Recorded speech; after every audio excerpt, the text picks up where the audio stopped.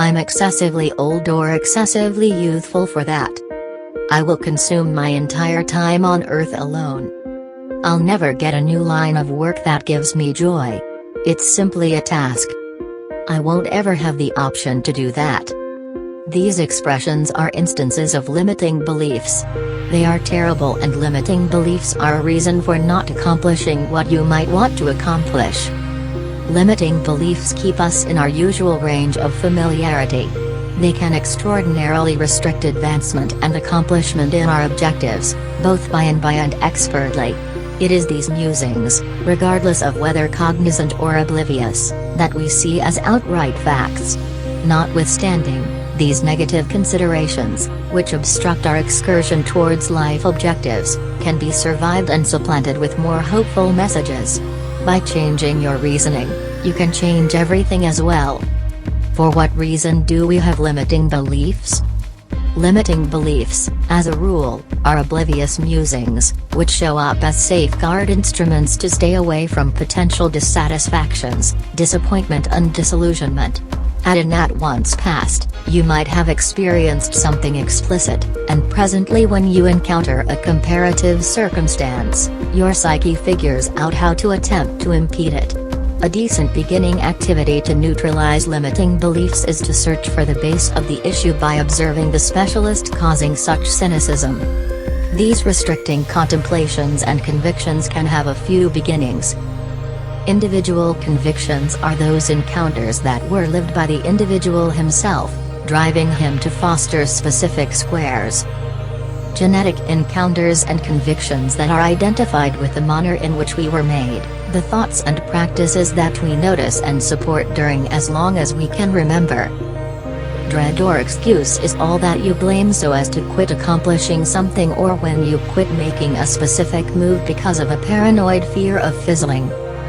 Groups of friends of individuals around you and the people who can impact you.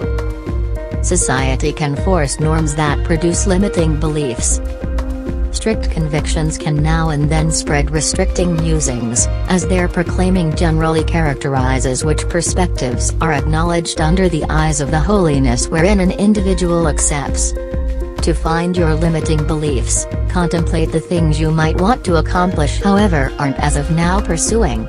Then, at that point, search for the defense you find for not doing said thing. This legitimization is ordinarily in the why of the sentence. It's more difficult than one might expect, attempting to unpick such limiting beliefs. Addressing believed companions, family or coaches can be a truly important methodology here. All in all, how might you conquer your limiting beliefs? 1. Identify one of your limiting beliefs. The initial step to beating your restricted convictions is in distinguishing what they are. In the event that you dread there might be various impediments, then, at that point, start with the biggest one and afterward rehash this progression with each limiting belief. 2. Recognize that it is only a conviction. Perceive that your conviction may essentially be a conviction established on falsities. It is probably going to be totally false and is only a conviction, not a reality. 3. Challenge your own conviction. Since you have remembered it is only a conviction, rather than a grounded reality, question your conviction. Question it by bringing up such issues as: is this conviction truly grounded? What are the supporting realities? Did I generally maintain that viewpoint? If not, what has changed? Is there proof balancing my conviction? What might it be want to think about the contrary energies to my conviction? Is this conviction assisting me with advancing towards my objectives? How might I ponder this conviction assuming I were another person, e.g. Albert Einstein, Oprah Winfrey, Steve Jobs, a business visionary, a specialist and so forth? A significant number of these inquiries might appear to be odd, however they are intended to assist you with widening your viewpoint regarding the matter. It is works out fresh thinking. When contending against your own underlying reasoning, you might understand that it isn't exactly the thing you were thinking driving you to change the worldview to something more certain and empowering. 4. Recognize the possibly harming outcomes. What are the outcomes of clutching your limiting belief? Clutching the conviction that you can't pass a determination since you bombed your first endeavor can deny you of passing later on and have a superior life. 5. Adopt another conviction. Pick a new thing to have confidence in, something that will assist with working on your life. This progress may not be simple. Contingent upon how long you have thought and survived what persuaded you to think what you accept, it might have made a phenomenally compelling passionate bond and established the conviction firmly. To feel free to transform, you should have the strength and mental fortitude to roll out that improvement in reasoning and embrace the new conviction. 6. Put it into training. Make a move and begin carrying out things that help your new conviction.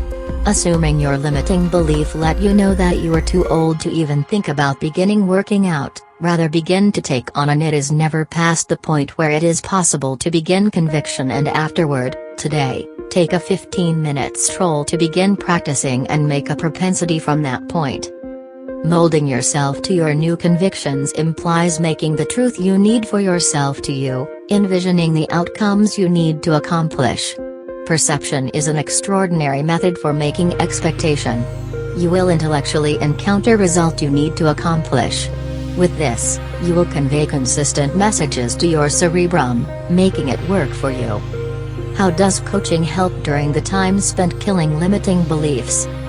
Notwithstanding the means over, one more profoundly viable method for finding and defeat your limiting beliefs is with the help of tutoring and training. This procedure has a few methods utilized in the quest for individual turn of events. Some portion of that interaction is the revelation of self-information, in instructing, and inspiration, taking in and understanding from those with experience of accomplishment, in tutoring. At the point when you understand that you can completely change yourself through your convictions, you will find that you can eliminate poisonous contemplations that recently kept you from arriving at your objectives. At the point when a mentor or tutor starts to zero in on your abilities and how they can create, you will be urged to dispense with limiting beliefs and accomplish your objectives.